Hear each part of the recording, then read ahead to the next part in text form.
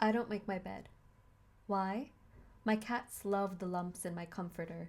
They love sitting on them, exploring them, burrowing their faces in them so their little furred bums stick out, and it takes all the self control I can muster to not pat and startle them.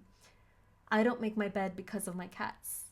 And what am I here for if not to cater to my cats? Seeing them feel safe and happy and warm makes me feel safe and happy and warm. I tell you this because in the productivity world, not making my bed in the morning is akin to blasphemy. So much advice about starting your day right begins with the same instruction: make your bed.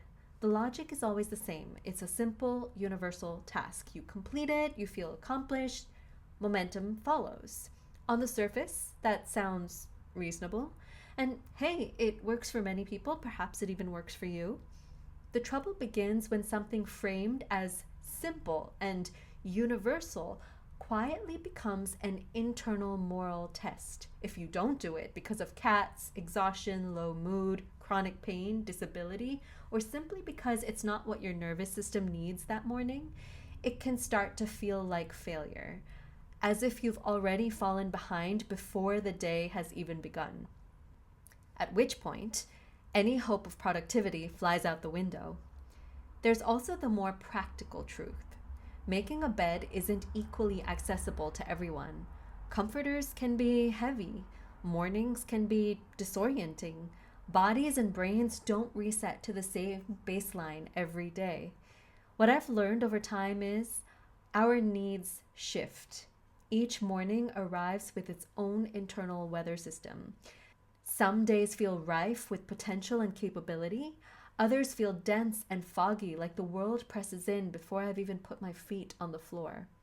On those heavier mornings, what helps most isn't pushing myself into motion, it's staying still for a few minutes longer, lying in bed, feeling the weight of my cats on my chest, listening to them purr, breathing slowly, stretching gently, letting my body remember that it is safe. Reaching for my Kindle, maybe, but definitely not reaching for my phone. Other mornings, I wake up with energy and clarity. I give the cats a quick cuddle, get up, and move straight into the kitchen, already flipping through the tasks of the day while the coffee machine rumbles into life. I am the same person on both ends of that morning spectrum and every morning in between. Only my starting point varies. What's been freeing is letting go of the idea that there's one correct way to begin a day. I don't do what I'm supposed to do. I don't even necessarily do what I did the morning before. I do by fulfilling what I need. Instead of asking what's the routine I should follow, I ask what would help me feel a little more resourced right now. When I complete a task that genuinely meets that need, momentum follows naturally. There's something quietly stoic about this approach, not in the sense of discipline for its own sake, but in learning to respond to what's actually within your control in the moment. The morning you're having, the body you're waking up in, the energy you realistically have available. For people who find it hard to latch on to the same habits every day, it can help to stop thinking in terms of a single routine and start thinking in terms of ranges of capacity. That's why I created a simple spreadsheet with different routine lists based on energy levels rather than expectations. And I have them available in Google Sheets and Excel formats. So there are 4 core lists: ideal for high energy days, then medium energy, mild energy, no energy or basic needs, or SOS. Each list answers the same question differently. What does support look like at this level of capacity? I gently suggest starting each list with something that fills your well, not something productive, impressive, or optimized, but something that actually restores you. That might be putting on a playlist that you can't help but move to. It might be staying under the covers for 20 minutes without guilt. It might be sending a loving message you've been meaning to send, or ignoring digital devices entirely. There's also a separate fill your well list where you can keep collecting things that help you feel regulated and nourished. In the spreadsheet, these are grouped loosely into categories: social, creative, sensory, emotional, physical. So you can notice patterns over time without turning it into another thing to manage. The goal isn't to do more, it's to meet yourself where you are. You're allowed to change these lists as often as you need. You're allowed to ignore them on days when even this feels like too much. They're there as a support, not instruction.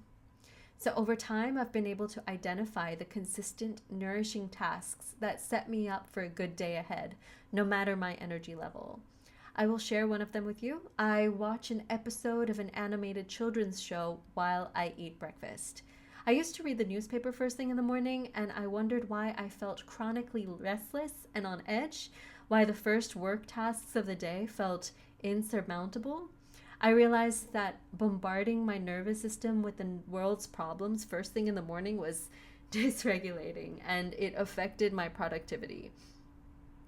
In children's animated shows, even when there's tension or conflict in the story, it's not only always resolved, it's wholesome. There's something deeply regulating about that predictability, that gentleness, that sense of closure, and it injects childlike whimsy into my days, something I always aim for in my life. So here's a few I love: Avatar: The Last Airbender, She-Ra and the Princesses of Power, and The Deep. If you're looking for a place to start, try a comfort show, maybe something tied to a happy childhood memory. Notice how your body responds.